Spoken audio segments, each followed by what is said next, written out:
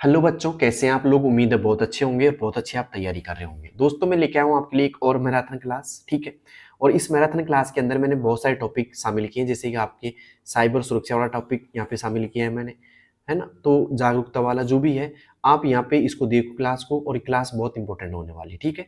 और यहाँ से जो आपके साइबर सुरक्षा हो गया, एंटीवायरस हो गया, वायरस हो गया, ये सब यहाँ पे क्वेश्चन आपको मिलेंगे, ठीक है।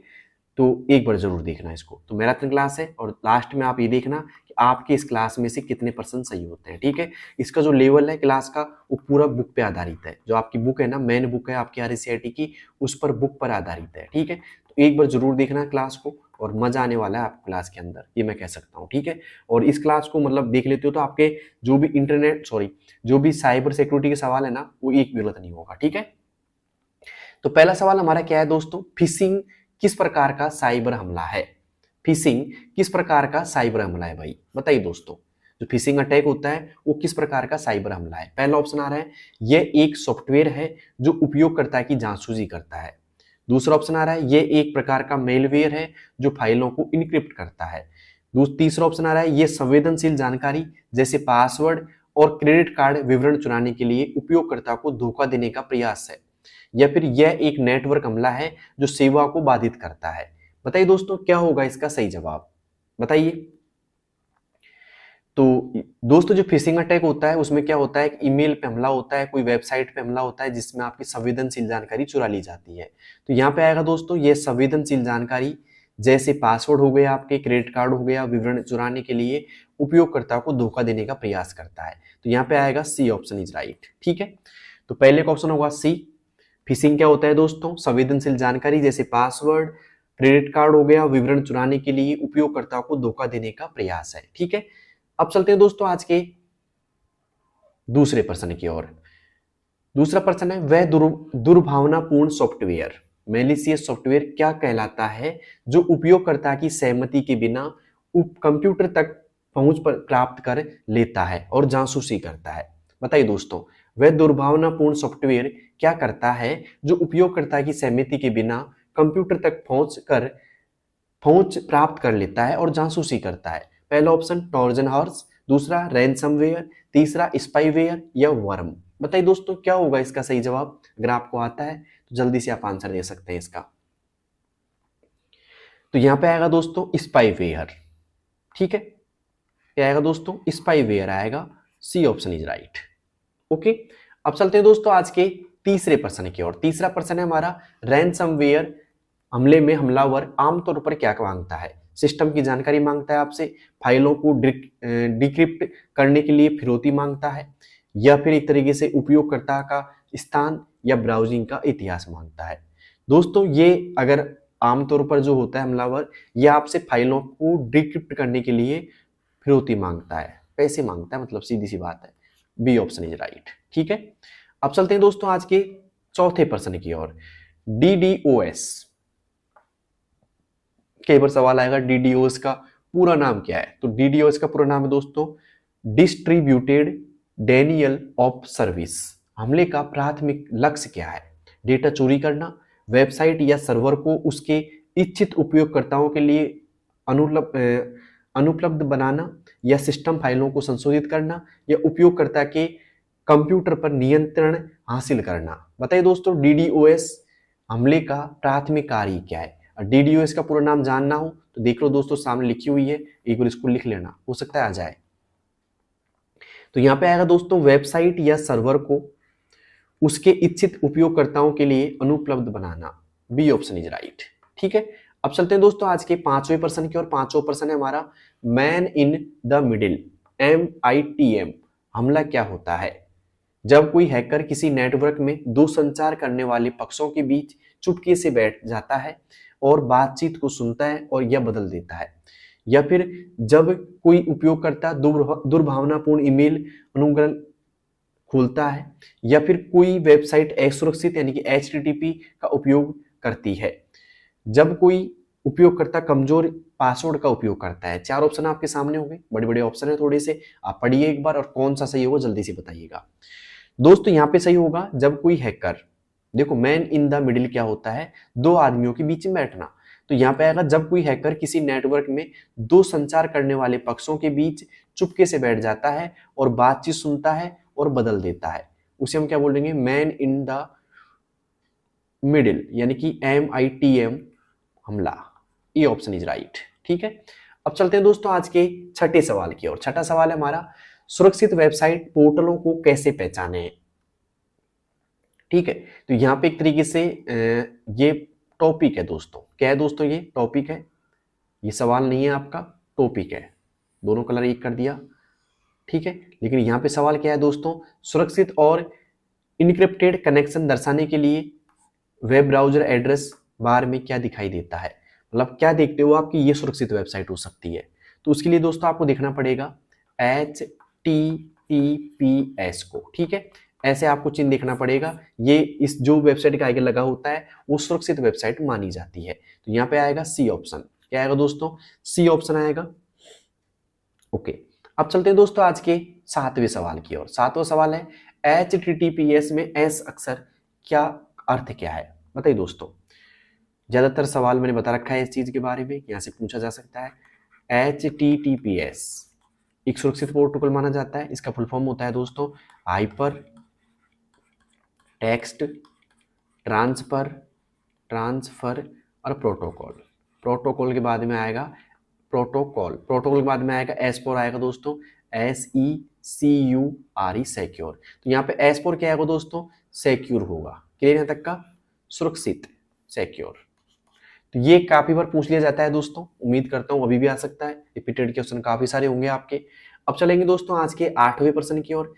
एक सुरक्षित वेबसाइट की पहचान करने का सबसे विश्वसनीय तरीका क्या है। एक सुरक्षित वेबसाइट की पहचान करने का सबसे विश्वसनीय तरीका कौन सा है। वेबसाइट का रंग रूप बहुत पेशेवर होना, या एड्रेस बार में पैडलॉक यानी कि ताला चिन्ह और डोमेन नाम से पहले HTTPS की उपस्थिति हो, या वेबसाइट पर 100% सिक्योर बैनर देखना, या फिर वेबसाइट को तेजी से लोड करना। बताइए दोस्तों आप कैसे पहचान करोगे कि ये सुरक्षित वेबसाइट हो सकती है। तो एड्रेस बार में आपको एक पैडलॉक दिखाई देता है, ताले के रूप में चिन्ह दिखाई देता है, और डोमेन नाम से पहले आपको HTTPS दिखाई देता है। ठीक है, तो वो क्या मानी जाती है दोस्तों, एक सुरक्षित वेबसाइट मानी जाती है। ठीक है, तो यहाँ पे आएगा बी ऑप्शन। ध्यान रखना यहाँ से सवाल बनने के पूरे चांस रहते हैं। ठीक है, अब चलते हैं दोस्तों आज के 9वें प्रश्न की ओर। 9वां प्रश्न है हमारा सिक्योर सेल से। ठीक है, सिक्योर सेल एक टॉपिक है, उससे आपका 9वां सवाल है। यहाँ पे सिक्योर सेल का उद्देश्य क्या है। पहला ऑप्शन, ये उपयोगकर्ताओं को आश्वस्त करने के लिए एक विजुअल संकेतक है कि वेबसाइट को किसी तीसरे पक्ष जैसे नॉर्टन या मैकेफ्री द्वारा स्कैन या सत्यापित किया गया है, या ये गारंटी है कि वेबसाइट कभी हैक नहीं होगी, या फिर ये एक प्रकार का इंक्रिप्शन प्रोटोकॉल है, या फिर ये कानूनी दस्तावेज है जो वेबसाइट के मालिक को उत्तरदायी बनाता है। बताइए दोस्तों सिक्योर सील क्या होती है। क्या होगा दोस्तों सिक्योर सेल में, तो ये होगा दोस्तों कि ये उपयोगकर्ता को आश्वस्त करता है कि विजुअल संकेतक है कि वेबसाइट को किसी तीसरे पक्ष द्वारा स्कैन या सत्यापित किया गया है। ठीक है, इसे बोलते हैं सिक्योर सेल। तो ए ऑप्शन इज राइट। उम्मीद करता हूं आपको सिक्योर सेल के बारे में पता लग गया होगा कि उपयोगकर्ता को ये आश्वस्त करता है कि विजुअल संकेतक है ना, वेबसाइट को किसी तीसरे पक्ष द्वारा स्कैन या सत्यापित किया जाता है। ठीक है, अब चलते हैं दोस्तों आज के 10वें प्रश्न की ओर। 10वां प्रश्न क्या है हमारा, क्या सिक्योर सेल हमेशा 100% सुरक्षा की गारंटी देते हैं। पहला ऑप्शन हाँ हमेशा, या केवल तभी जब वे नीले रंग के हों, या केवल मैकफ्री द्वारा जारी किए गए सेल, या फिर नहीं वे केवल एक निश्चित समय पर किए गए सत्यापन का संकेत देते हैं और पूरी सुरक्षा की गारंटी नहीं देते हैं। बताइए दोस्तों क्या होगा इसका सही जवाब। अगर आपको आता है तो जवाब क्या होगा भाई इसका। तो दोस्तों यहाँ पे जो सही जवाब होगा वो होगा कि नहीं, वे केवल एक निश्चित समय पर किए गए सत्यापन का संकेत देते हैं और पूरी सुरक्षा की गारंटी नहीं देते हैं। यहाँ पे आएगा डी ऑप्शन इज राइट। क्या होगा भाई, डी ऑप्शन होगा। तो उम्मीद करता हूं आपको डी ऑप्शन यहाँ पे समझ में आ गया होगा। ठीक है, अब चलते हैं दोस्तों आज के 11वें प्रश्न की ओर। 11वां प्रश्न है, अब यहाँ पे 11वां प्रश्न है जो मैंने टॉपिक दिया आपको, सिक्योर ब्राउजिंग आदतें और मेलिंग शिष्टाचार से। ठीक है, ये भी आपके टॉपिक है। तो यहाँ से मैंने क्वेश्चन बनाया है दोस्तों 11वां, ध्यान से देखिएगा। 11वां सवाल है दोस्तों, सार्वजनिक वाईफाई का उपयोग करते समय सबसे सुरक्षित कार्रवाई क्या है? सार्वजनिक वाईफाई जो आप उपयोग करते हैं तो सबसे सुरक्षित कार्रवाई क्या है? पहला ऑप्शन संवेदनशील लेन देन जैसे ऑनलाइन बैंकिंग से बचना और वीपीएन यानी कि वर्चुअल प्राइवेट नेटवर्क। ध्यान रखना इस चीज का, वीपीएन का पूरा नाम पूछा जाए आपसे तो बता देना वर्चुअल प्राइवेट नेटवर्क का उपयोग करना, या सभी प्रकार की वेबसाइटों को सामान्य रूप से ब्राउज करना, या सुनिश्चित करना कि आपका ब्राउजर डार्क मोड में है, या फाइल शेयरिंग चालू रखना। बताइए दोस्तों क्या होगा इसका सही जवाब? तो सार्वजनिक वाईफाई का उपयोग करते समय सबसे सुरक्षित कार्रवाई क्या है? संवेदनशील लेन देन। क्या दोस्तों? संवेदनशील लेन देन जैसे ऑनलाइन बैंकिंग से बचना और वीपीएन यानी कि वर्चुअल प्राइवेट नेटवर्क का उपयोग करना। ठीक है, यहाँ पे आएगा ए ऑप्शन इज राइट। उम्मीद करता हूं दोस्तों आपको 11वां प्रश्न एकदम इजी वे में समझ में आ गया होगा। अब चलते हैं दोस्तों आज के 12वें प्रश्न की ओर। 12वां प्रश्न क्या है हमारा? ईमेल शिष्टाचार में यदि आप एक ही मेल कई लोगों को भेज रहे हैं और नहीं चाहते कि प्राप्तकर्ता एक दूसरे का ईमेल पता देखे तो आप किस फील्ड का उपयोग करना चाहिए? बताइए दोस्तों। ईमेल शिष्टाचार यानी कि ईमेल में यदि आप एक ही ईमेल को कई लोगों के पास भेज रहे हैं और नहीं चाहते कि प्राप्तकर्ता एक दूसरे का ईमेल पता देखे तो आपको किस फील्ड का उपयोग करना चाहिए? टू का, सीसी का, सब्जेक्ट का, या बीसीसी का? बताइए दोस्तों किसका आपको प्रयोग करना चाहिए? तो यहाँ पे दोस्तों बात करें टू में तो क्या होता है दोस्तों, जानकारी भरी जाती है, जिसको भेजना हो उसका पता होता है, कार्बन कॉपी, सब्जेक्ट या बीसीसी। तो दोस्तों यहाँ पे आएगा कि पता भेज रहे हैं उसको नहीं चाहते कि एक दूसरे का ईमेल पता देखे, मतलब देखना नहीं चाहते एक दूसरे का, तो वो होगा बीसीसी में। ठीक है, सीसीसी भेजते हो तो एक साथ में देखो, एक साथ में एक ही लोग को भेजना है, टू का उपयोग करेंगे। टू से हम क्या कर सकते हैं, एक बार में एक ही बंदे को हम भेज सकते हैं। ठीक है, टू के द्वारा। तो सीसी के द्वारा एक साथ में हम कई लोगों को भेज सकते हैं, लेकिन एक दूसरे का पता होता है फिर सभी को। ठीक है, तो सीसी का फुल फॉर्म होता है कार्बन कॉपी। ये भी इंपॉर्टेंट है कि सीसी का फुल फॉर्म क्या होता है, कार्बन कॉपी होता है। बट इसमें जो आप मेल भेजोगे लोगों को, कई लोगों को भेज सकते हो एक साथ में, लेकिन सभी को एक दूसरे का पता होता है। लेकिन यहाँ पे बीसीसी में क्या होता है, ब्लाइंड कार्बन कॉपी, मतलब सीधी सी बात है प्राप्तकर्ता एक दूसरे का पता नहीं देख सकते। ठीक है, तो यहां पे आएगा बीसीसी। क्या आएगा दोस्तों? बीसीसी, क्योंकि यहां पे लिखा है कि नहीं चाहते कि प्राप्तकर्ता एक दूसरे का पता देखे, तो बीसीसी का उपयोग करेंगे। तो यहां पे आएगा दोस्तों डी ऑप्शन, बीसीसी। ठीक है, तो यहाँ पे जो फुल फॉर्म मैंने लिखी है वो भी ध्यान रखना। ठीक है, और सब्जेक्ट में क्या आता है, जो भी आप टॉपिक भेज रहे हैं ना सामने वाले को, उसका एक लाइन का सारांश कि भाई क्यों भेजना चाहते हैं। एक मान लो शॉर्ट में मैसेज आप देना चाहते हो, इसमें सब्जेक्ट में लगता है। ठीक है, और एक होता है बॉडी का पार्ट, जिसमें आप क्या कर सकते हैं, पूरा मैसेज भर सकते हैं उसमें कि क्या क्या है। ठीक है, अब चलते हैं दोस्तों आज के 13वें प्रश्न की ओर। एक मजबूत पासवर्ड का आदर्श संयोजन क्या है? एक मजबूत पासवर्ड का आदर्श संयोजन क्या है? केवल 8 अक्षर लंबा, केवल आपका नाम और जन्मतिथि, या फिर अपर केस और लोअर केस अक्षर, संख्याएं और विशेष वर्णों का मिश्रण, लंबाई कम से कम 12 वर्ण, या फिर कोई भी 6 अंकों का पिन। तो एक मजबूत पासवर्ड क्या होता है भाई, जिसके अंदर अपर केस भी हो, लोअर केस भी हो, अक्षर भी हो, संख्याएं भी हो। अपर केस क्या होता है, बड़ी बीसीडी के अक्षर। लोअर केस क्या होता है, छोटी बीसीडी के अक्षर। ठीक है, और अक्षर क्या होते हैं पता ही है ना आपको, सॉरी संख्याएं क्या होती है, जैसे 1 2 3 जो भी है। और विशेष चिन्ह अगर बात करें तो @ हो गया। ठीक है, यहाँ पे हैज का चिन्ह हो गया, स्टार का चिन्ह हो गया। तो ऐसे मिश्रण को, मतलब इन्हीं का आप कॉम्बिनेशन कोई बनाते हो अच्छा खासा, तो वो क्या माना जाएगा, आपका स्ट्रॉन्ग पासवर्ड माना जाएगा। ठीक है, तो यहाँ पे आएगा सी ऑप्शन। ठीक है, अब चलते हैं दोस्तों आज के अगले सवाल की तरफ। अगला सवाल है, यदि आपको किसी अज्ञात प्रेषक से एक अप्रत्याशित ईमेल प्राप्त होता है जिससे एक लिंक होता है, तो आपको क्या करना चाहिए? यदि आपको किसी अज्ञात प्रेषक से एक अप्रत्याशित ईमेल प्राप्त होता है जिससे एक लिंक होता है, तो आपको क्या करना चाहिए? तुरंत लिंक पर क्लिक कर देना चाहिए, या फिर ईमेल को बिना खोले डिलीट कर दें, या स्पैम के रूप में रिपोर्ट करें, या ईमेल को अपने सभी दोस्तों को फॉरवर्ड करें, या प्रेषक को जवाब दें और विवरण पूछें। पता है दोस्तों क्या होगा इसका सही जवाब? तो यहाँ पे जो सही जवाब होगा दोस्तों वो होगा एक तरीके से ईमेल को बिना खोले डिलीट कर दें या स्पैम के रूप में रिपोर्ट करें। ठीक है, B option is right. Okay, अब चलते हैं दोस्तों आज के अगले प्रश्न की ओर। अगला प्रश्न है हमारा, यहाँ पे मैंने अगला पार्ट लिया आपका आईटी के सामाजिक कानून और नैतिक पहलू से, ठीक है। तो ये भी आपके बुक में है दोस्तों, तो यहाँ से मैंने बनाया प्रश्न। क्या है दोस्तों, ध्यान से देखना एक बार। बौद्धिक संपदा अधिकार, ठीक है, का उल्लंघन कब होता है? बताइए दोस्तों, कब होता है उल्लंघन? तो यहाँ पे आ रहा है जब आप किसी वेबसाइट पर जाते हैं। बी ऑप्शन, जब आप किसी मूल सॉफ्टवेयर, संगीत या कलाकृति को बिना अनुमति या भुगतान के कॉपी या वितरित करते हैं।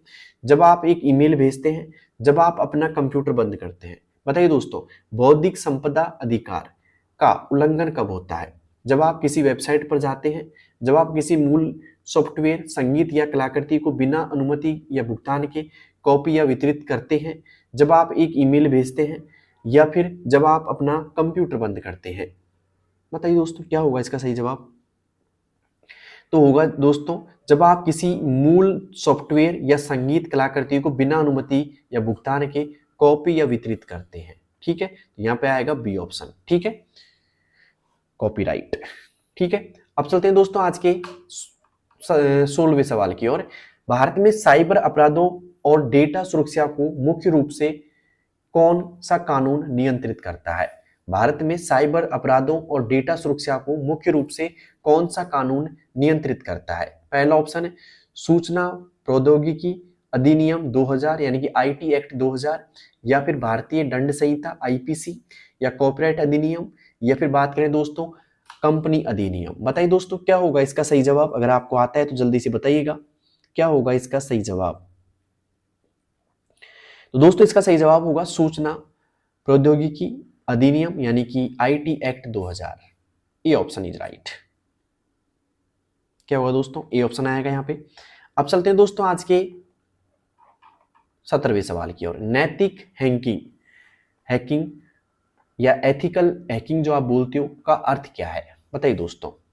अवैध उद्देश्यों के लिए कंप्यूटर सिस्टम को में सेंध लगाना, दुर्भावनापूर्ण सॉफ्टवेयर बनाना, दूसरों के पासवर्ड चुराना, या सिस्टम की कमजोरियों का पता लगाने और सुरक्षा में सुधार करने के लिए कानूनी और अधिकृत तरीके से सिस्टम में प्रवेश करना। बताइए दोस्तों, नैतिक हैकिंग क्या होता है? तो दोस्तों नैतिक हैकिंग की बात की जाए तो सिस्टम की कमजोरियों का पता लगाने, मतलब आप सिस्टम की कमजोरी को पता लगाते हैं और सुरक्षा में सुधार करने के लिए कानूनी और अधिकृत तरीके से सिस्टम में प्रवेश करना, ठीक है। तो यहाँ पे आएगा डी ऑप्शन, ठीक है, नैतिक हैकिंग कहते हैं उसको। ओके, अब चलते हैं दोस्तों आज के 18वें प्रश्न की और 18वां प्रश्न है हमारा, डेटा गोपनीयता का मुख्य सिद्धांत क्या है? डेटा गोपनीयता का मुख्य सिद्धांत क्या है? पहला ऑप्शन, सभी व्यक्तिगत डेटा सार्वजनिक होना चाहिए। दूसरा ऑप्शन है, व्यक्तियों को यह नियंत्रित करने का अधिकार होना चाहिए कि उनका निजी डेटा कब, कहां और किसके द्वारा उपयोग किया जाता है।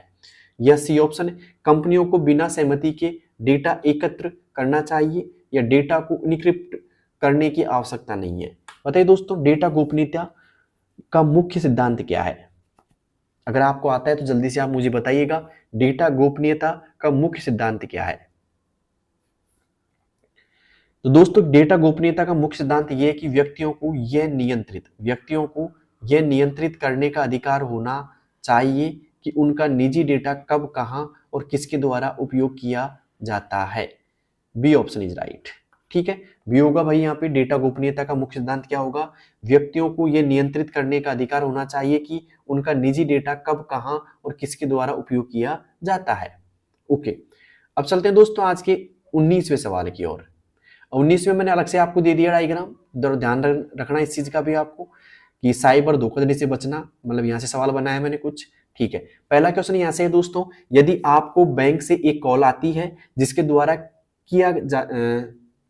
यदि आपको बैंक से एक कॉल आती है जिसमें दावा किया जाता है कि आपका खाता फ्रीज कर दिया गया है और ओटीपी यानी कि वन टाइम पासवर्ड मांगा जाता है, तो आपको क्या करना चाहिए? बताइए दोस्तों। कॉल कट कर देनी चाहिए और सीधे बैंक की आधिकारिक शाखा या ग्राहक सेवा नंबर पर संपर्क करना चाहिए, या तुरंत ओटीपी दे देना चाहिए, उन्हें अपनी खाता संख्या देनी चाहिए, या उन्हें बताना चाहिए कि आप बाद में कॉल करेंगे। बताइए दोस्तों, क्या करेंगे आप? ये तो कॉमन सेंस की बात है, ये मैं आपसे पूछना चाहता हूं, आप क्या करोगे ऐसी कंडीशन में? जल्दी से बताइए कमेंट बॉक्स के अंदर। दोस्तों कॉल कट कर देनी चाहिए और सीधे बैंक की आधिकारिक शाखा या ग्राहक सेवा नंबर पर संपर्क करना चाहिए। तो यहाँ पे आएगा ए ऑप्शन इज राइट। ठीक है, अब चलते हैं दोस्तों आज के 20वें सवाल की और 20वां सवाल है हमारा लॉटरी यानी कि धोखाधड़ी से बचने का सबसे अच्छा तरीका क्या है। लॉटरी धोखाधड़ी से बचने का सबसे अच्छा तरीका क्या है। मांगी गई प्रोसेसिंग फीस का भुगतान करना, ईमेल के में दिए गए लिंक पर क्लिक करके पुष्टि करना। याद रखें कि यदि आपने लॉटरी में प्रवेश नहीं किया है तो आप जीत नहीं सकते। ऐसे दावों को नजरअंदाज करें या अपनी पहचान दस्तावेज भेजना। बताइए दोस्तों क्या होगा इसका सही जवाब, जल्दी से बताइएगा आप मुझे। दोस्तों यहाँ पे जो सही जवाब होने वाला है वो होगा दोस्तों, याद रखें कि यदि आपने लॉटरी में प्रवेश नहीं किया है तो आप जीत नहीं सकते। ऐसे दावों को नजरअंदाज करना। ठीक है, सी ऑप्शन इज राइट। कई बार कॉल आते हैं ना कि लॉटरी लग गई है आपकी, तो उन कॉलों को आप नजरअंदाज करो। ठीक है, फेक कॉल मानो उनको। अब चलते हैं दोस्तों आज के 21वें सवाल की ओर। 21वां मैंने अलग से यहाँ पे एक टूल बनाया है जिसमें अन्य ऑफिस टूल आ जाएंगे दोस्तों, जैसे गूगल वर्क स्पेस हो गया। तो पहला सवाल है दोस्तों यहाँ पे, गूगल वर्क स्पेस में स्प्रेडशीट एप्लीकेशन का नाम क्या है। गूगल वर्क स्पेस में स्प्रेडशीट एप्लीकेशन का नाम क्या है। गूगल डॉक्स है, गूगल स्लाइड है, गूगल सीट्स है या गूगल ड्राइव है। बताइए दोस्तों, गूगल वर्क स्पेस में स्प्रेडशीट एप्लीकेशन का नाम क्या है। दोस्तों इसका नाम है एक तरीके से गूगल सीट्स। क्या है दोस्तों, गूगल सीट्स नाम है। ठीक है, तो C option is right, Google sheets. अब चलते हैं दोस्तों आज के 22वें सवाल की ओर। 22वां सवाल है हमारा, गूगल वर्क स्पेस का मुख्य लाभ क्या है। गूगल वर्क स्पेस का मुख्य लाभ क्या है। पहला ऑप्शन, यह केवल ऑफलाइन काम करता है।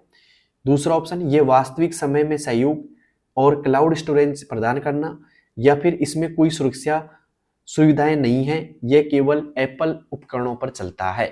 बताइए दोस्तों, गूगल वर्क स्पेस का मुख्य लाभ क्या है भाई। अगर आपको आता है तो जल्दी से आप इसका जवाब दे सकते हैं। दोस्तों यहाँ पे जो सही जवाब होगा वो होगा दोस्तों, ये वास्तविक समय में सहयोग यानी कि रियल टाइम कोलैबोरेशन और क्लाउड स्टोरेज प्रदान करता है। तो यहाँ पे आएगा बी ऑप्शन इज राइट। ठीक है, गूगल वर्क स्पेस का मुख्य लाभ क्या है, यह वास्तविक समय में सहयोग और क्लाउड स्टोरेज प्रदान करता है। ठीक है, अब चलते हैं दोस्तों आज के 23वें प्रश्न की ओर। 23वां है दोस्तों, आप गूगल ड्राइव में अधिकतम कितनी मुक्त स्टोरेज प्राप्त कर सकते हैं। आप गूगल ड्राइव में अधिकतम कितनी मुक्त स्टोरेज प्राप्त कर सकते हैं। पहला ऑप्शन 5 GB, 10 GB, 15 GB या 25 GB। बताइए दोस्तों, अगर आपने मेरी पुरानी क्लास देखी होंगी, पिछली क्लास, तो उनमें मैंने काफी बता रखा है गूगल ड्राइव के बारे में। तो अधिकतम जो मुक्त होती है ना फ्री की, वो होती है दोस्तों 15 GB। कितनी होती है दोस्तों, 15 GB होती है। इससे अधिक आप लेना चाहते हैं तो फिर आपको क्या करना पड़ेगा, परचेज करना पड़ेगा। क्या दोस्तों, परचेज करना पड़ेगा, खरीदना पड़ेगा, PURCHASE। ठीक है, तो फिर जैसे आप खरीदते हो तो मंथ भर के लिए और बढ़ा दी जाती है, या फिर आप लाइफ टाइम भी ले सकते हो, जो भी आप है, अलग अलग प्राइस है सबका। ठीक है, तो 15 GB तक क्या रहता है दोस्तों, फ्री रहता है 15 GB। ठीक है, तो आप गूगल ड्राइव में अधिकतम 15 GB मुफ्त स्टोरेज प्राप्त कर सकते हैं। अब चलते हैं दोस्तों आज के 24वें प्रश्न की ओर। 24वां प्रश्न है हमारा, ओपन सोर्स ऑफिस लिया गया है दोस्तों कि निम्न में से कौन सा एक लोकप्रिय ओपन सोर्स ऑफिस सूट है। निम्न में से कौन सा एक लोकप्रिय ओपन सोर्स ऑफिस सूट है। बताइए दोस्तों, Microsoft office, adobe Photoshop, Libre office या गूगल वर्क स्पेस। ये एक क्लाउड सूट है, ओपन सोर्स सॉफ्टवेयर नहीं है। बताइए दोस्तों क्या होगा इसका सही जवाब। निम्नलिखित में से कौन सा एक लोकप्रिय ओपन सोर्स ऑफिस सूट है। लोकप्रिय, अगर आपको आता है जल्दी से दीजिए जवाब। तो दोस्तों यहाँ पे होगा लिब्रे ऑफिस। क्या होगा दोस्तों, लिब्रे ऑफिस। ये क्वेश्चन पूछ लिया गया पिछले एग्जाम में, ध्यान रखना इस चीज का। तो ये इंपॉर्टेंट बन रहा है, यहाँ से भी कई बार रिपीट हो जाते हैं। तो निम्न में से कौन सा एक लोकप्रिय ओपन सोर्स ऑफिस सूट है, तो लिब्रे ऑफिस है। ठीक है, ओके। अब चलते हैं दोस्तों आज के 25वें प्रश्न की ओर। 25वां क्या है भाई, ध्यान से देखिएगा। ओपन सोर्स सॉफ्टवेयर का क्या अर्थ है। ओपन सोर्स सॉफ्टवेयर का क्या अर्थ है। पहला ऑप्शन, सॉफ्टवेयर बहुत महंगा है। दूसरा ऑप्शन, सॉफ्टवेयर का वह सोर्स कोड सार्वजनिक रूप से उपलब्ध है जिसे कोई भी देख और संशोधित और वितरण कर सकता है। या फिर सॉफ्टवेयर केवल सरकार द्वारा उपयोग किया जा सकता है। सॉफ्टवेयर को इंटरनेट कनेक्शन की आवश्यकता है? बताइए दोस्तों क्या होगा यहाँ पे सही जवाब। ये सवाल का जवाब वही बच्चे सही दे पाएंगे जिन्होंने अच्छी खासी तैयारी कर रखी है भाई। ठीक है, तो यहाँ पे जो सही जवाब होगा वो होगा दोस्तों सॉफ्टवेयर का सोर्स कोड सार्वजनिक रूप से उपलब्ध है जिसे कोई भी देख और संशोधित कर सकता है या वितरण कर सकता है। यहाँ पे आएगा दोस्तों बी ऑप्शन इज राइट। ठीक है, अब चलते हैं दोस्तों आज के 26वें प्रश्न की ओर। 26वां है दोस्तों, ध्यान से देखिएगा, ऑनलाइन मीटिंग क्लासरूम के बारे में। ठीक है, तो यहाँ पे आएगा दोस्तों ऑनलाइन मीटिंग के दौरान अपनी गोपनीयता सुनिश्चित करने के लिए सबसे महत्वपूर्ण कदम क्या है? ऑनलाइन मीटिंग के दौरान अपनी गोपनीयता सुनिश्चित करने के लिए सबसे महत्वपूर्ण कदम क्या है? पहला ऑप्शन अपना माइक्रोफोन और कैमरा डिफॉल्ट रूप से चालू रखना। दूसरा ऑप्शन मीटिंग शुरू करने से पहले पासवर्ड सेट करना और वेटिंग रूम सुविधा का उपयोग करना, या फिर मीटिंग लिंक को सोशल मीडिया पर सार्वजनिक रूप से साझा करना, या किसी भी अज्ञात व्यक्ति को मीटिंग में प्रवेश की अनुमति देना। बताइए दोस्तों क्या होगा इसका सही जवाब अगर आपको आता है तो ऑनलाइन मीटिंग के दौरान अपनी गोपनीयता सुनिश्चित करने के लिए सबसे महत्वपूर्ण कदम क्या है दोस्तों? तो दोस्तों सबसे महत्वपूर्ण कदम है मीटिंग शुरू करने से पहले पासवर्ड सेट करना और वेटिंग रूम में सुविधा का उपयोग करना। ठीक है, बी ऑप्शन इज राइट। तो उम्मीद करता हूं आपको ये भी समझ में आ गया होगा। ओके दोस्तों, अब चलते हैं दोस्तों आज के 27वें प्रश्न की ओर। 27वां प्रश्न क्या है, ध्यान से पढ़िएगा एक बार।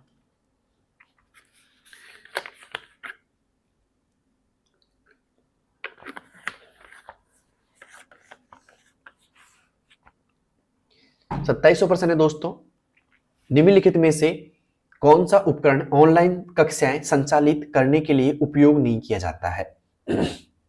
निम्नलिखित में से कौन सा उपकरण ऑनलाइन कक्षाएं संचालित करने के लिए उपयोग नहीं किया जाता है? पहला ऑप्शन जूम का, गूगल मीट का, माइक्रोसॉफ्ट टीम्स का, या फिर एडोब एक्रोबेट रीडर का। बताइए दोस्तों। वैसे इसका आंसर मैंने यही लिख दिया। ठीक है, ये पीडीएफ देखने के लिए है दोस्तों। जूम का प्रयोग कर सकते हैं हम, गूगल मीट का भी कर सकते हैं, माइक्रोसॉफ्ट टीम का भी कर सकते हैं, लेकिन ये क्या होता है दोस्तों, पीडीएफ के लिए होता है, तो इसका आप नहीं कर सकते हैं। तो यहाँ पे आएगा डी ऑप्शन, क्योंकि ये पूछ रहा है कि कौन सा उपकरण ऑनलाइन कक्षाएं संचालित करने के लिए उपयोग में नहीं लिया जाता है, तो नहीं को पढ़ना है, ये इंपॉर्टेंट है। तो यहाँ पे जूम का किया जा सकता है, गूगल मीट का भी कर सकते हैं, माइक्रोसॉफ्ट टीम्स का भी कर सकते हैं, लेकिन एडोब एक्रोबेट रीडर का उपयोग नहीं कर सकते। ये किसके काम आता है दोस्तों, पीडीएफ शो करने के लिए काम आता है। ठीक है, ओके। अब चलते हैं दोस्तों आज के 28वें प्रश्न की, और 28वां प्रश्न है हमारा इमेज ऑप्टिमाइजेशन से। इमेज ऑप्टिमाइजेशन का प्राथमिक लक्ष्य क्या है? बताइए दोस्तों, इमेज ऑप्टिमाइजेशन का प्राथमिक लक्ष्य क्या है? छवि के रंगों को बदलना, छवि की गुणवत्ता और फाइल आकार के बीच एक आदर्श संतुलन बनाना ताकि वह वेब पेजों पर तेजी से लोड हो सके, या छवि को बहुत बड़ा बनाना, या छवि फाइल का प्रकार को .png से .gif में बदलना। बताइए दोस्तों क्या होगा इसका सही जवाब? अगर आपको आता है तो बताइए जल्दी से, 28वें में क्या जवाब होगा सही? तो इमेज ऑप्टिमाइजेशन का प्राथमिक कार्य क्या है दोस्तों? तो ये दोस्तों कार्य है छवि की गुणवत्ता और फाइल आकार के बीच एक आदर्श संतुलन बनाना ताकि वह वेब पेजों पर तेजी से लोड हो सके। B option is right. ठीक है, तो 28वें में आएगा दोस्तों बी ऑप्शन। किस किस का सही है भाई? अब चलते हैं दोस्तों आज के 29वें सवाल की ओर। 29वां है दोस्तों, ध्यान से देखिएगा, वेबसाइटों पर उपयोग के लिए कौन सा छवि प्रारूप यानी कि इमेज फॉर्मेट आमतौर पर सबसे अच्छा संपीड़न और गुणवत्ता संतुलन प्रदान करता है? वेबसाइटों पर उपयोग के लिए कौन सा छवि प्रारूप यानी कि इमेज फॉर्मेट आमतौर पर सबसे अच्छा यानी कि संपीड़न, कंप्रेशन और गुणवत्ता संतुलन प्रदान करता है? TIFF, BMP, JPEG या JPG या ROCA। बताइए दोस्तों क्या होगा इसका सही जवाब? जल्दी से बताइएगा क्या होगा 29वें में? तो यहाँ आएगा दोस्तों JPEG या JPG। C option is right. ठीक है, JPEG या JPG। ठीक है, अब चलते हैं दोस्तों आज के 29वें सवाल की ओर। 29वां है दोस्तों, यहाँ पे मैंने लिया है IT के उपयोगी अनुप्रयोग और एप्लीकेशन IT से, जैसे CD, DVD राइटिंग, बर्निंग भी हो गया। तो ये सब आपके बुक से ही है, ध्यान रखना।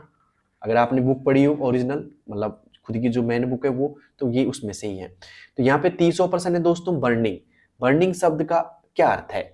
जब वह सीडी या डीवीडी के संदर्भ में प्रयोग किया जाता है। बताइए दोस्तों, बर्निंग शब्द का अर्थ क्या है जब वो सीडी या डीवीडी के संदर्भ में प्रयोग किया जाता है? सीडी को आग लगाना, सीडी डीवीडी पर लेजर की मदद से डिजिटल डेटा रिकॉर्ड करना, या सीडी को पॉलिश करना, या सीडी से डेटा कॉपी करना। बताइए दोस्तों क्या होगा इसका सही जवाब? भाई 30% किस किस को आता है? अगर 30% अगर आपको आता है तो मैं मानूंगा आपकी तैयारी बहुत अच्छी है। तो यहाँ पे आएगा बर्निंग मतलब होता है सीडी डीवीडी पर लेजर की मदद से डिजिटल डेटा रिकॉर्ड करना। ठीक है, बी ऑप्शन इज राइट। क्या होगा दोस्तों? बी ऑप्शन होगा। अब चलते हैं दोस्तों आज के 31वें प्रश्न की ओर। 31वां है दोस्तों, कौन से डिस्क प्रकार को केवल एक बार लिखा जा सकता है और फिर केवल पढ़ा जा सकता है? बताइए दोस्तों, कौन से डिस्क प्रकार को केवल एक बार लिखा जा सकता है और फिर केवल पढ़ा जा सकता है?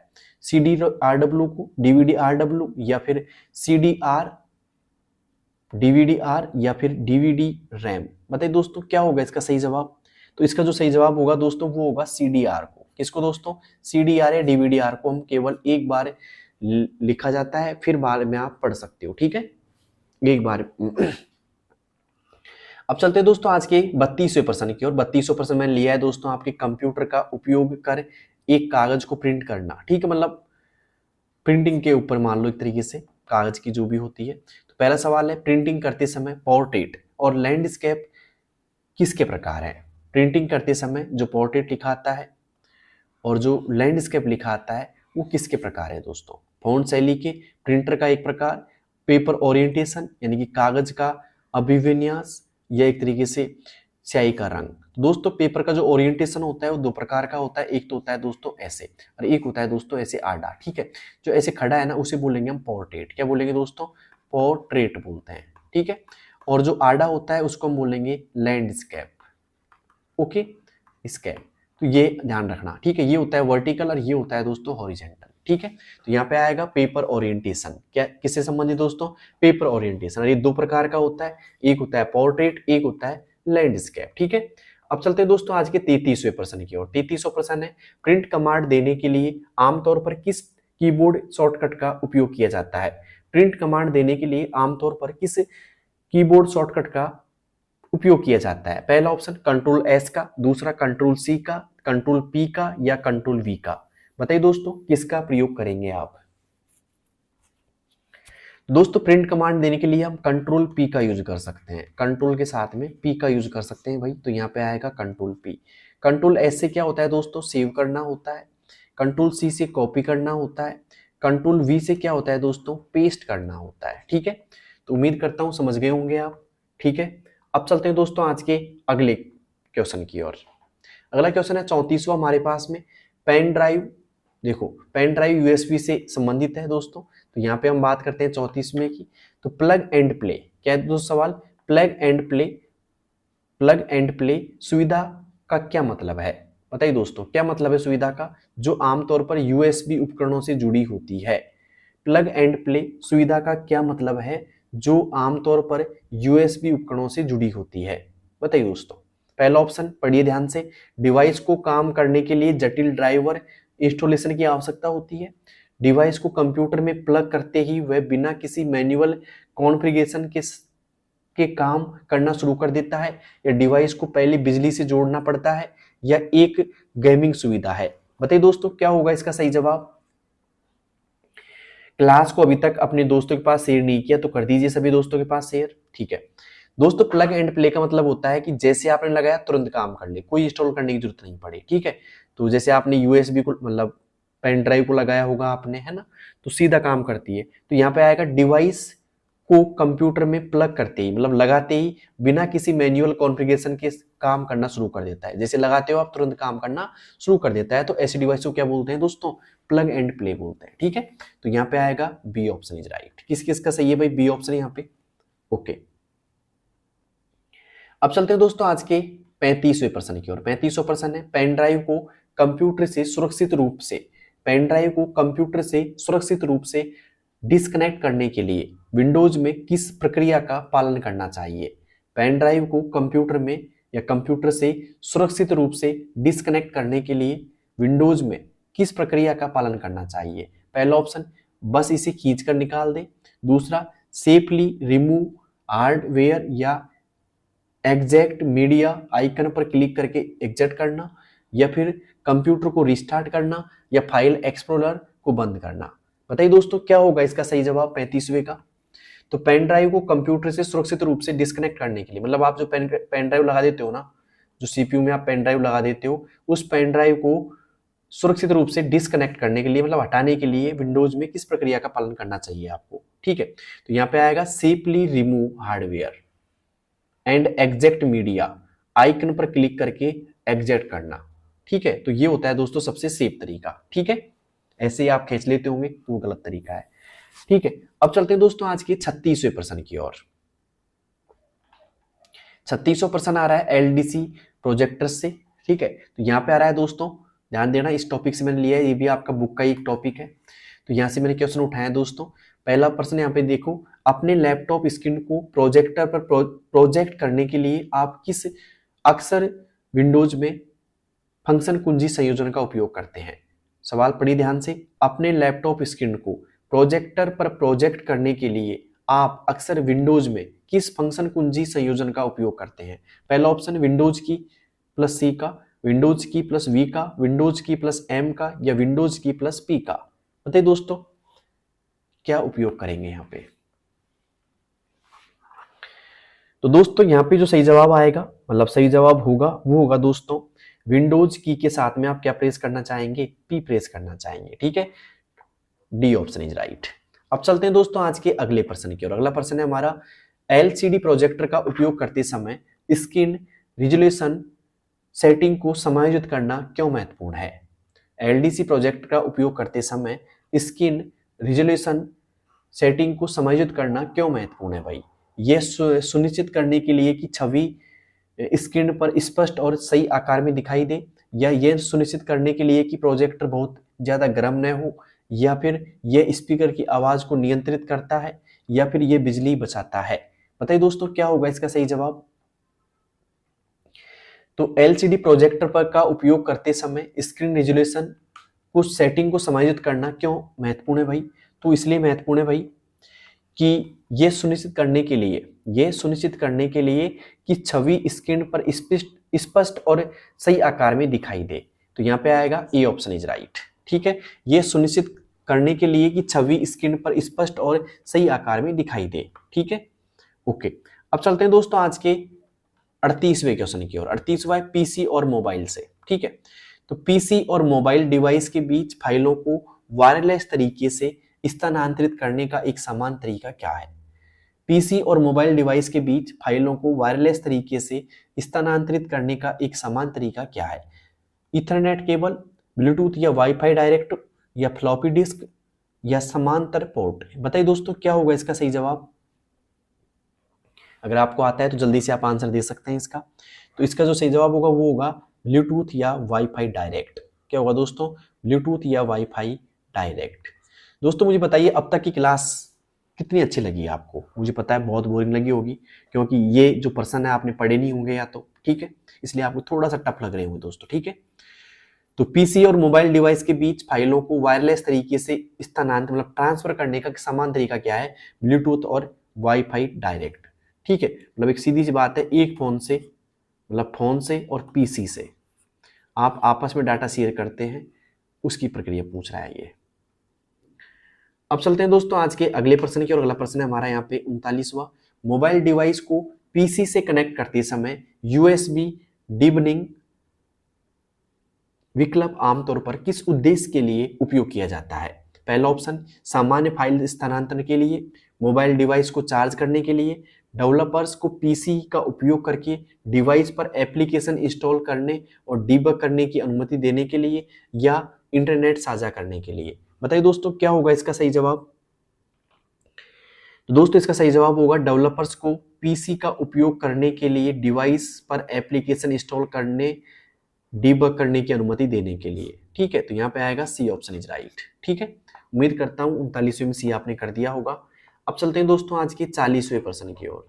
40वां है दोस्तों, अब मतलब 11 बच रहे हैं दोस्तों, अब मान लो एक तरीके से जो मिश्रित है एक तरीके से।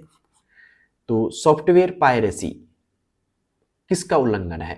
सॉफ्टवेयर पायरेसी किसका उल्लंघन है? डेटा गोपनीयता का, साइबर सुरक्षा प्रोटोकॉल का, कॉपीराइट कानून का, या नेटवर्किंग मानक का? जल्दी से बताइए दोस्तों क्या होगा इसका सही जवाब। तो सॉफ्टवेयर पायरेसी दोस्तों कॉपीराइट कानून का उल्लंघन है। किसका है दोस्तों? कॉपीराइट कानून का उल्लंघन है एक तरीके से। तो सी ऑप्शन इज राइट। अब चलते हैं दोस्तों आज के 41वें प्रश्न की और 41वां प्रश्न है हमारा, लास्ट के 10 प्रश्न बचे हैं अब। ठीक है, 41 से 50 तक 50 क्वेश्चन थे इस मैराथन क्लास में, और उम्मीद करता हूँ कि 50 में से आपके 50 सही हो गए होंगे। लेकिन आप मुझे बताइए 50 में से आपके कितने सही हो चुके हैं अब तक। ठीक है, 41वां एक फायरवॉल। एक फायरवॉल का प्राथमिक कार्य क्या है? कंप्यूटर को भौतिक आग से बचाना, कंप्यूटर को भौतिक आग से बचाना, कंप्यूटर से अनधिकृत नेटवर्क पहुंच को रोकना, आपके कंप्यूटर को गति देना, स्पैम ईमेल फिल्टर करना। बताइए दोस्तों एक फायरवॉल यानी कि प्राथमिक कार्य क्या है इसका? जल्दी से आप मुझे बता सकते हैं। तो एक फायरवॉल का प्राथमिक कार्य कंप्यूटर से अनाधिकृत नेटवर्क पहुंच को रोकना, कंप्यूटर से अनाधिकृत नेटवर्क पहुंच को रोकना। ठीक है, तो 41वें में क्या आएगा भाई? बी ऑप्शन आएगा, कंप्यूटर को अनाधिकृत नेटवर्क पहुंच से रोकना। ठीक है, अब चलते हैं दोस्तों आज के 42वें प्रश्न की और 42वां हमारा, डिजिटल फाइलों के संदर्भ में जेपीईजी का पूर्ण रूप क्या है? डिजिटल फाइलों के संदर्भ में जेपीईजी का पूर्ण रूप क्या है भाई? पहला option joint photographic expert group, या फिर जॉइंट प्रोग्राम एजुकेशन ग्रुप, या जंक्शन पॉइंट एंट्री ग्राफ, या जावा पोर्टेबल एग्जीक्यूटिबल ग्राफिक्स। बताइए दोस्तों क्या होगा 42वें में सही जवाब? अगर आपको जेपीईजी का पूर्ण रूप आता है तो जल्दी से बताइएगा, और याद रखना कम से कम 1-2 फुल फॉर्म आपसे पूछी जा सकती है एग्जाम के अंदर। ठीक है, तो 42 में आएगा दोस्तों जॉइंट फोटोग्राफिक एक्सपर्ट ग्रुप। क्या आएगा दोस्तों? जॉइंट फोटोग्राफिक एक्सपर्ट ग्रुप आएगा। ये ऑप्शन इज राइट। ठीक है दोस्तों, अब चलते हैं आज के 43 की तरफ। Social media engineering, social media engineering cyber हमले का कौन सा रूप है? बताइए दोस्तों, सोशल मीडिया नहीं सॉरी सोशल इंजीनियरिंग साइबर हमले का कौन सा रूप है? हार्डवेयर में तकनीक खामियों का फायदा उठाना, लोगों को धोखा देकर गोपनीय जानकारी प्रकट करने के लिए मनोवैज्ञानिक हेरफेर करना, या केवल सोशल मीडिया प्लेटफॉर्म पर हैकिंग करना, या कंप्यूटर कोड लिखना। बताइए दोस्तों क्या होगा इसका सही जवाब? तो दोस्तों इसका जो सही जवाब होने वाला है, लोगों को धोखा देकर गोपनीय जानकारी प्रकट करने के लिए मनोवैज्ञानिक हेरफेर करना। B option is right. ठीक है, तो किस किस ने बी ऑप्शन किया भाई टिक? जल्दी से मुझे कमेंट बॉक्स के अंदर बताना। अब चलते हैं दोस्तों आज के 44 की तरफ। 44 है दोस्तों, लिब्रे ऑफिस इम्प्रेस किस सॉफ्टवेयर ऑफिस टूल का विकल्प है? लिब्रे ऑफिस इम्प्रेस किस माइक्रोसॉफ्ट ऑफिस का टूल है? बताइए दोस्तों किसका है? MS वर्ड का है, एक्सेल का है, पावर पॉइंट का है, या MS एक्सेस का है? दोस्तों इम्प्रेस जो है ना वो किसका है दोस्तों? पावर पॉइंट का है, पावर पॉइंट का है। ठीक है, तो यहाँ पे आएगा MS पावर पॉइंट। क्लियर यहाँ तक का? लिब्रे ऑफिस इम्प्रेस किस माइक्रोसॉफ्ट ऑफिस टूल का विकल्प है? तो MS पावर पॉइंट का है। ठीक है, अब चलते हैं दोस्तों आज के 45वें प्रश्न की और 45वां है URL। URL का पूरा नाम क्या है भाई? यूनिफॉर्म रिसोर्स लोकेटर है। डोमेन नेम क्या दर्शाता है? बताइए दोस्तों। उदाहरण के रूप में www.example.com या पेज क्या दर्शाता है आपको? प्रोटोकॉल, सर्वर या वेबसाइट का नाम, विशिष्ट फाइल का पथ, या file extension. URL uniform resource locator में डोमेन नेम क्या दर्शाता है भाई? डोमेन नेम की पूछ रहा है, मतलब यूआरएल जो होता है आपका ये क्या है दोस्तों? ये एक यूआरएल है। क्या है दोस्तों? यूआरएल है। तो ये क्या दर्शाता है? ये पूछ रहा है सवाल आपसे। तो यूआरएल में डोमेन क्या दर्शाता है? जो डोमेन है ना, डोमेन आपका ये रहा, ये क्या दर्शाएगा? प्रोटोकॉल, सर्वर या वेबसाइट का नाम, विशिष्ट फाइल पथ, या फाइल एक्सटेंशन। बताइए दोस्तों क्या दर्शाएगा? तो ये दर्शाएगा भाई सर्वर या वेबसाइट का नाम। ठीक है, बी ऑप्शन इज राइट। अब चलते हैं दोस्तों अगले सवाल की तरफ। अगला सवाल है हमारा 46वां। ठीक है, 45 तक हो चुके हैं पूरे। 46वां सवाल है हमारा, साइबर सुरक्षा में इनक्रिप्ट या इनक्रिप्शन का क्या महत्व है। साइबर सुरक्षा में इनक्रिप्शन का क्या महत्व है। यह डेटा को तेज बनाता है, यह डेटा को संपीड़ित यानी कंप्रेस करता है, यह डेटा का बैकअप बनाता है, यह डेटा को समझने योग्य प्रारूप से एक अपठनीय कोडित प्रारूप में बदल देता है ताकि अनाधिकृत उपयोगकर्ता इसे पढ़ ना सके। बताइए दोस्तों क्या होगा इसका सही जवाब, जल्दी से बताइएगा क्या सही जवाब होगा इसका। साइबर सुरक्षा में इनक्रिप्शन का क्या महत्व है। दोस्तों साइबर सुरक्षा में इनक्रिप्शन का जो महत्व है ना, वो है भाई यह डेटा को समझने योग्य प्रारूप में एक अपठनीय कोडित प्रारूप बदल देता है ताकि अनाधिकृत उपयोगकर्ता इसे पढ़ ना सके। मतलब एक कोड में बदल देता है, सीधी सी बात है, डी ऑप्शन आएगा इसमें। ठीक है, अब चलते हैं दोस्तों आज के 47वें सवाल की ओर। गूगल मीट या जूम जैसे टूल का उपयोग करके ऑनलाइन सत्र आयोजित करते समय किस उपकरण की सबसे अधिक आवश्यकता होती है। गूगल मीट या जूम जैसे टूल का उपयोग करके ऑनलाइन सत्र आयोजित करते समय किस उपकरण की सबसे अधिक आवश्यकता होती है। प्रिंटर की, सीडी डीवीडी राइटर की, वेबकैम और माइक्रोफोन की, प्रोजेक्टर की। बताइए दोस्तों गूगल जो मीट या जूम जैसे टूल का उपयोग करते हैं ना आप, तो किसकी आवश्यकता होती है सबसे ज्यादा। मतलब ऑनलाइन मीटिंग जब आप करते हो तो इनमें से किसी चीज का उपयोग करेंगे आप, जल्दी से बताइएगा। तो वेबकैम मतलब कैमरा का करेंगे और माइक्रोफोन का करेंगे। ठीक है, दोनों का करेंगे। ठीक है, मीट और जूम से जब आप मीटिंग करते हैं तो आपको दो चीजों का उपयोग करना पड़ता है, वेब कैमरे का और साथ में माइक्रोफोन का। ठीक है, तो उम्मीद करता हूं समझ में आ गया होगा 47वें में जो आंसर मैंने दिया है। अब चलते हैं 48वें सवाल की ओर। आईटी के नैतिक पहलुओं में किसी और की पहचान चुराना और उसका उपयोग करना क्या कहलाता है। आईटी के नैतिक पहलुओं में किसी और की पहचान चुराना और इसका उपयोग करना क्या कहलाता है। डेटा माइनिंग, अब यहाँ पे एक मिनट ऑप्शन ऊपर नीचे हो रहे हैं, मैं थोड़ा ठीक कर देता हूँ इनको। डी ऑप्शन आ गया और ये वाला ऑप्शन क्या है दोस्तों, आपका ए वाला ऑप्शन है। ठीक है, तो डेटा माइनिंग और सवाल पढ़ लो आप इससे, आईटी के नैतिक पहलुओं में किसी और की पहचान चुराना और उसको उपयोग करना क्या कहलाता है।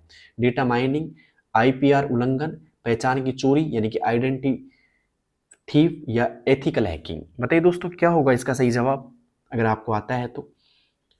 यहाँ पे जो सही जवाब है दोस्तों वो होगा दोस्तों पहचान की चोरी। क्या दोस्तों, पहचान की चोरी, आइडेंटिटी थीफ, पहचान की चोरी। C option is right. ठीक है, सी ऑप्शन होगा भाई इसमें। अब चलते हैं दोस्तों आज के 49वें सवाल की ओर। 49 है वह है वर्म और वायरस के बीच मुख्य अंतर क्या है। वर्म और वायरस के बीच मुख्य अंतर क्या है। बताइए दोस्तों, वर्म हो गया एक तरीके से और एक वायरस हो गया, दोनों के बीच मुख्य अंतर क्या है। पहला ऑप्शन आ रहा है वायरस केवल चित्रों को संक्रमित करता है, वर्म नहीं। दूसरा ऑप्शन है वायरस को फैलने के लिए एक होस्ट प्रोग्राम यानी कि मानव क्रिया की आवश्यकता होती है, जबकि वर्म खुद नेटवर्क पर स्वतंत्र रूप से फैल सकता है। या फिर तीसरा ऑप्शन वर्म केवल लिनक्स पर चलता है, वायरस विंडोज पर, या दोनों में कोई अंतर नहीं है। बताइए दोस्तों क्या होगा इसका सही जवाब।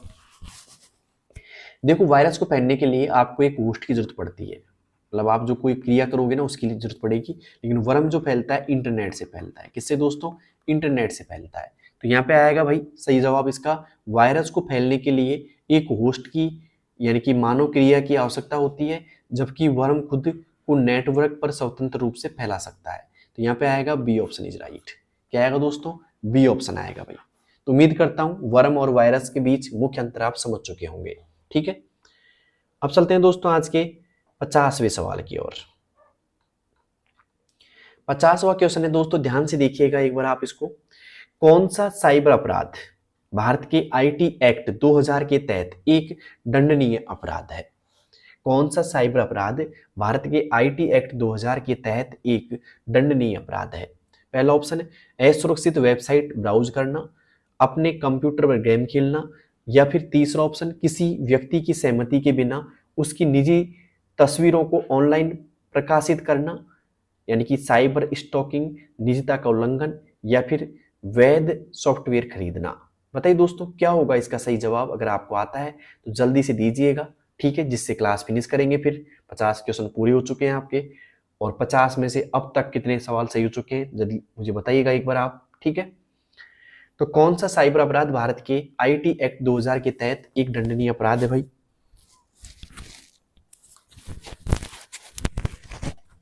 तो दोस्तों इसका जो सही जवाब होने वाला है वो होगा दोस्तों, किसी व्यक्ति की सहमति के बिना उसकी निजी तस्वीरों को ऑनलाइन प्रकाशित करना साइबर स्टॉकिंग, निजता का उल्लंघन है, ठीक है। तो यहाँ पे आएगा सी ऑप्शन इज राइट। तो उम्मीद करता हूं दोस्तों आपको ये 50 क्वेश्चनों वाली क्लास पसंद आई होगी और आपको कुछ समझ में भी आई होगी। क्वेश्चन का लेवल थोड़ा सा हार्ड था इसमें, क्योंकि मैंने आपकी बुक से उठाए और बुक से वो टॉपिक उठाए जो आपने पढ़े नहीं होंगे अभी तक, ठीक है। तो उम्मीद करता हूं आपको समझ में आ गया होगा, और कैसे लगी क्लास वो तो आप कमेंट बॉक्स में बताओगे मुझे। अगर आपको क्लास का रोज अपडेट चाहिए तो सब्सक्राइब कर लेना, और साथ में आज इस क्लास को उन बच्चों के पास भेजो जिन बच्चों की एग्जाम है, ठीक है। उन सभी के पास आपको भेजना है इस क्लास को, ठीक है। और इस क्लास को अच्छे से देख लेना, क्योंकि ये इस क्लास से कम 2 से 3% आपके जरूर बनेंगे दोस्तों। इस क्लास से अगर आप देख लेते तो 2 से 3% तो पक्का मिलेंगे आपको, ठीक है, क्योंकि आते ही आते हैं यहाँ से, है ना। तो 2-3% एक क्लास से मिलना काफ़ी बड़ी बात होती है दोस्तों, ठीक है। तो कैसी रही क्लास जल्दी बताना मुझे, और मिलते हैं दोस्तों नेक्स्ट क्लास में। तब तक के लिए इस क्लास को उन बच्चों के पास शेयर करो जिनकी हाल फिलहाल में कोई भी एग्जाम है, ठीक है। तो बेस्ट ऑफ लक, धन्यवाद, थैंक यू।